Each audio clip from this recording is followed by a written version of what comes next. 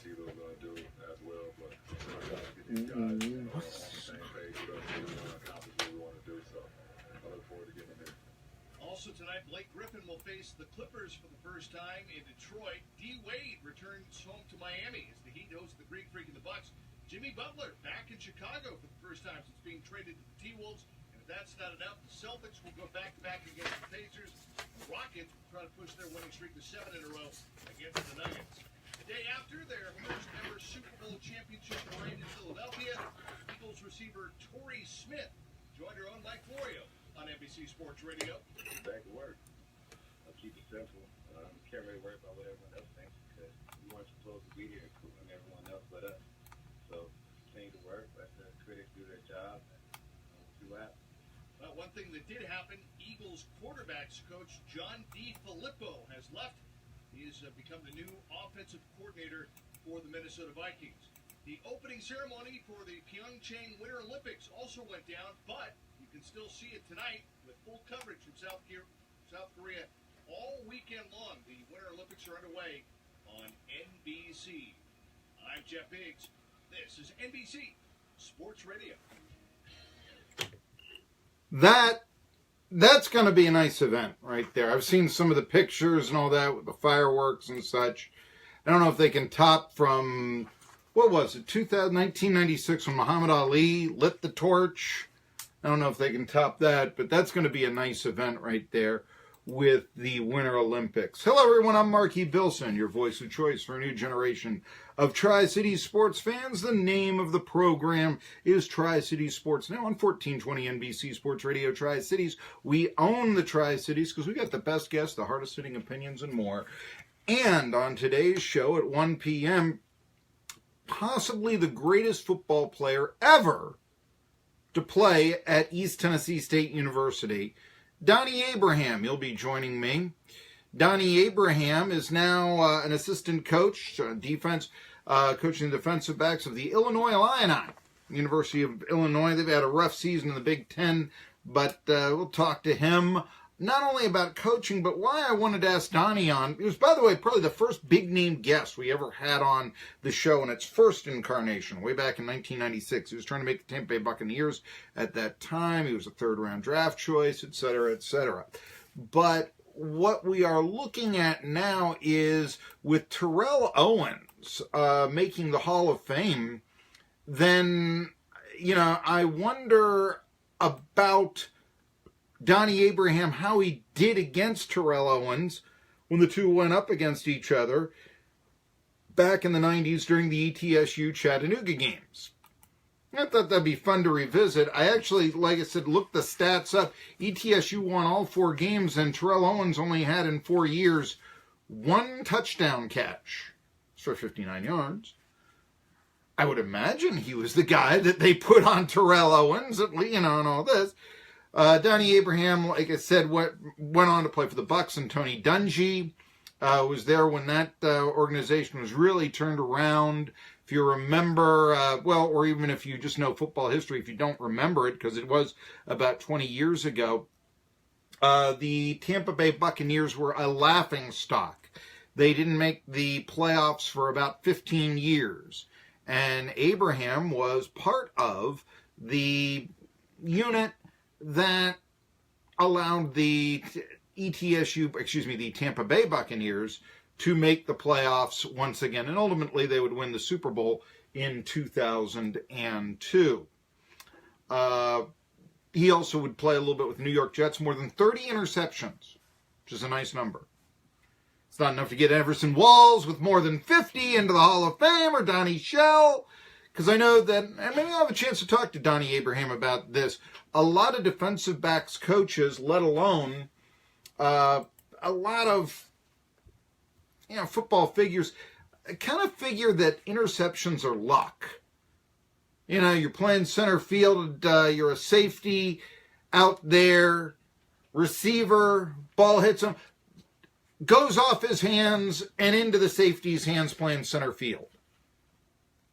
There's a lot of belief that that's where a lot of interceptions come from. So, the cover, certainly there are plenty of, he reads the quarterback's eyes and steps in front of the receivers and a pick six and all that. But yeah, a lot of people feel that interceptions are, well, how many of these were earned interceptions and how many of these were luck interceptions? So anyway, we'll be talking to Donnie Abraham here at 1 p.m. However, even though the ETSU football signing class was this week, and so for that matter was everybody else's college football signing class, the real story today regarding not only East Tennessee State, but the Tri-Cities sports news is East Tennessee State. They go up to play the Virginia Military Keydets tomorrow in Lexington. And if the Buccaneers defeat the 7-16 Virginia Military Running Roos, they will have tied their all-time record with 16 straight victories set in 2003, 2004. It was actually ended by College of Charleston, their last regular season game of the year. ETSU went on to win the Southern Conference tournament, and then they fell to Cincinnati in the first round of the NCAA tournament. Was that game? I think that game was in Columbus, if memory serves. So they actually played extraordinarily well with Cincinnati, who, and Columbus is not Cincinnati. I mean, it's a couple of hours away, but one would have thought that Cincinnati would have brought more fans to the game than would ETSU, which is one of the reasons why I kind of think that home court, home ice, home field advantage can be overrated. I mean, they'll be yelling at the Buccaneers. Yeah, and then you've got a bunch of other guys in there, too, at that venue, because they're fans that have come from out of town, not just to see ETSU, but the other games. They've got a tournament pass, and they say, yes, let's root for little old ETSU. So, what does it all mean? But anyway, that's the big news that's going on. And in fact, Johnson City Press, Joe Avento, does what we do every week. We'll do it on Tuesday, I believe, this upcoming week. We talk to Steve Forbes and ask him the tough questions, not the softballs. We don't ask him about chicken sandwiches on this show. We ask him about things like what Joe Avento and the Johnson City Press did today. Like, is this your last year at ETSU? And he's out there and says, look, I don't have any offers out there right now, but I'm due to make $425,000 at the end of my contract here. If someone wants to pay me $1.5 million, I got to look at that. You would too. We understand that. So, let me just put it this way. This is Marky's monologue. There stands a chance ETSU will not only tie the men's basketball program's longest winning streak in history this weekend, but have the longest winning streak in the country as well. Now, hold off before we get to the Forbes talk here, because I'm going to tell you what's going on. All right, like I said, Bucks beat VMI tomorrow on the road, 1 p.m. tip-off. Then they've got 16 victories in a row. Keydets, 7-16. Earlier meeting in Johnson City, ETSU won by 41 points. So barring, unforeseen circumstances, ETSU is going to have a 16-game winning streak. They do have a toughie after that on Monday when they travel to Greensboro.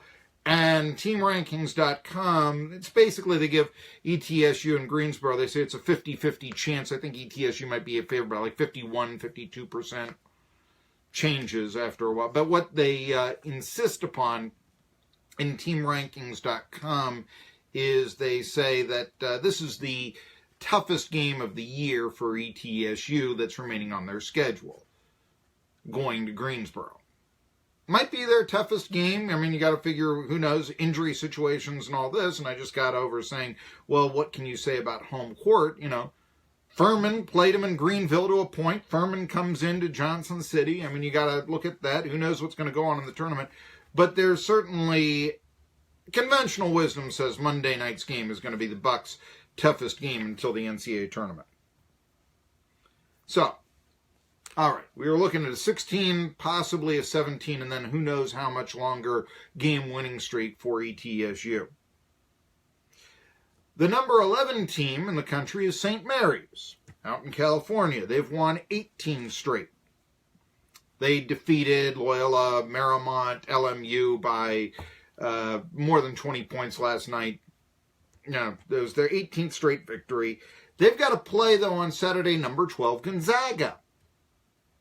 11 versus 12. That's a possible loss. Bulldogs beat the Gales, and ETSU beats the Keydets. Then guess what? Right here, Johnson City, Tennessee will have the longest winning streak in all of major college basketball. And then they'll go for the school record in Greensboro.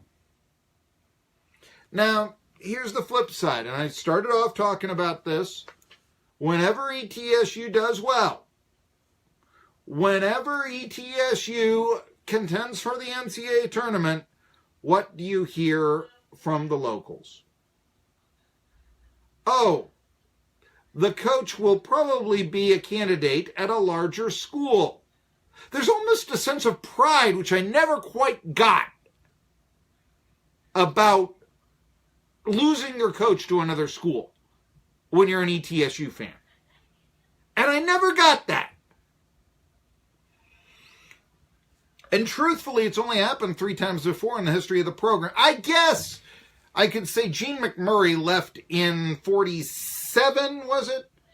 47 or 46. In 46, December 23rd, 1946, I think Gene McMurray left to go to Ole Miss. But it wasn't for a heads-up coaching position, if you will. Okay, so, but really, modern times, it's only happened 3 times. And it's happened, Ed DeChellis and Les Robinson went back to their alma maters. And the local product from Roan Mountain, Sonny Smith, decided he'd rather be at Auburn. Back at a time, by the way, when ETSU historically had more NCAA tournament berths than Auburn did. Auburn never made the tournament until 79. It's always been a football school. And we wouldn't think of Sonny Smith as this great coach unless he, was able to get Charles Barkley. So, well, they did get Charles Barkley, but, Point is, Steve Forbes, he's not going back to Southern Arkansas, which is where he went to school. But he'd figure to be a hot coaching candidate, especially if ETSU won a game or 2 in the NCAA tournament. But he's not a definite leave, and I want to tell people this. He's not a definite leave. He's 53 years old. That's a little long in the tooth. If you're going to go somewhere when you're 53, generally the schools have wanted you to coach at a major program and had success, if you're going to be 53 or older. He's also got the show cause mark next to his name, product of when he was an assistant to Bruce Pearl. And, okay, maybe he didn't deserve it. Maybe he did. You had Chris Lowe. If you haven't seen it, watch the archived interview. He has something to say about that on 1420 NBC Sports Radio Tri-Cities, our Facebook page. But, potential involvement to earn the 1-year show cause and be sent to junior college coaching for a season. That's what Steve Forbes had to do before he then landed back at Wichita State. There are exceptions. I talk about Keith Dambrot. Patrick Ewing, 55. He's a rookie coach at Georgetown. But the thing about Patrick Ewing, and this is really, is that he's Patrick Ewing. Georgetown was taking care of their legends. Steve Forbes is not Patrick Ewing. But there is a reason why UMass hired Matt McCall from Chattanooga last year, why Nico Medved went from Drake from Furman, and it was ETSU that won the conference tournament. It was ETSU that went to the NCAAs. Forbes, what did he do? He did interview at New Mexico, but he didn't get the job. Went to Paul Weir from New Mexico State. But there's a team out there that I think ETSU fans ought to consider. And they ought to look at. It's a team that's right now 12-14. I'm speaking of the Iowa Hawkeyes. Fran McCafferty's their coach. Some will remember him from the old days when he was the coach at UNCG. Led him to the NCAAs in 2001. He's been at Lehigh as well as Siena and the UNCG Spartans and now Iowa. Been to the tournament 8 times. The NCAA tournament. NIT a few more times. Well, I shouldn't say a few more times in the NIT. I should say adding on to his tournament appearance record. McCafferty isn't on the hot seat right now at Iowa at 12-14, but he's on a warm one. And if he was canned, couldn't you see the Hawkeyes considering bringing in a native son coach from Lone Pine, Iowa, who is already gathering support from one of their beat writers? Of course, I'm speaking of John Bonenkamp from the Burlington, Iowa newspaper known as the Hawkeye. And he covers the Iowa Hawkeyes college basketball team as well as Western Illinois. He was a guest on the show on Tuesday. You can find the archives of that on our Facebook page, video section. And he was the pollster that voted ETSU number 25 on the ballot this week. Covered Steve Forbes as a high school player. Knew him. You don't think that might be that little background of, ETSU's won 15 games. Number 25, y'all throw the bone to ETSU. First time they got a vote since 2004. Bucks, by the way, in their history have only been ranked in one season, 1991. So you ought to know. But don't you think if McCafferty was canned, there would be in the Hawkeye in Burlington, North Carolina, from John Bonenkamp, who covers the Iowa Hawkeyes, Iowa should consider Steve Forbes. Don't you think that column would get written? Is that proper grammar? Don't you think Bonenkamp would write that column? Of course he would. And furthermore, I just said, well, Forbes will be 53 in March and all that. He's 6 years younger than McCafferty. McCafferty up at Iowa 12-14, but he has had success in the past. Iowa has 5 games left, 2 against ranked teams. All of them against teams with better records than the Hawkeyes. Flip side, McCafferty supposedly has a nice recruiting class coming in. Of course, they always say that, right? But no, supposedly they do. He's had past success. He's only 2 years off of taking the Hawkeyes to 3 straight NCAA tournaments. He's got 400 career victories at the schools I told you about, Lehigh, UNCG, Siena, and now Iowa. He's got a 149 and 115 record lifetime in Iowa City. He's not a definite to be fired. I mean, heck, what if Iowa wins their last 5 games? You wouldn't fire him, But what if they lose their last 5 games? And then they lose in the first round in Madison Square Garden in the Big Ten tournament. Big Ten tournament is in Madison Square Garden. Yeah, it's in Madison Square Garden. Isn't that where the Big East tournament, the NIT? Yeah. But how did they get the big Rutgers? That's how. Oh, yeah, they're in the Big Ten now. They're one of the 14 Big Ten schools. Memo to self. Don't allow an accountant from a Big Ten school to do your taxes. One of the 14 Big Ten schools, just right there.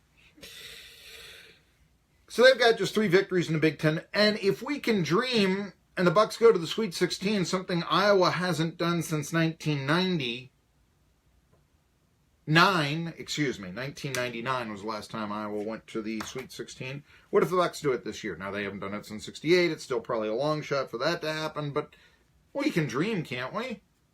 That's what we're watching a team for.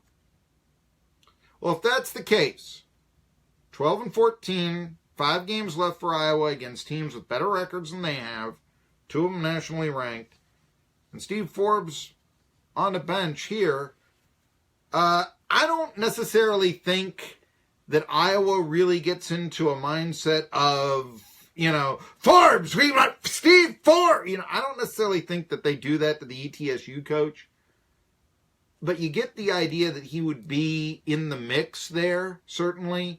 And Forbes has a couple of parents he says that, talks to a lot. And I've talked to him. He said, I wish they were in better health and all that. You get the idea he'd like to, go back. Says nice things about the area. I believe him. But yeah, think about that, Wouldn't you, more money, going home, bigger conference, seeing the parents who, in their golden years more often? So here's the deal, ETSU fans. You're going to want to watch the attempt at the all-time winning streak at 1 p.m. on Saturday. You're going to want to watch St. Mary's and Gonzaga late Saturday night. And then you're going to want to keep an eye on the Iowa Hawkeyes. Because the bottom drops out on them. Yeah. Maybe it's all speculation, guys. But why do you think one of the beat writers who knew Steve Forbes voted ETSU number 25?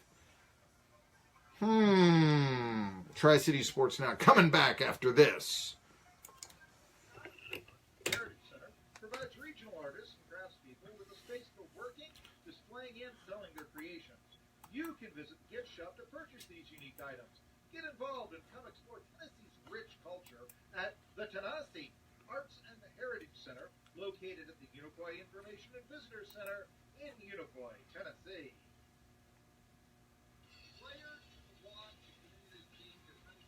Brandon Graham led the Eagles in sacks this year. 9.5. It seems to me you got to get to Brady, you got to blitz him, you got to disrupt him. Brady gets hit, the ball is out, and Philadelphia has it. Brandon Graham was one of the guys who got in there. I'm Marky Billson, and I know what I'm talking about every weekday at noon when I host Tri-City Sports Now on 1420 NBC Sports Radio Tri-City. Here's an update from 1420 NBC Sports Radio Tri-Cities. Tennessee women's basketball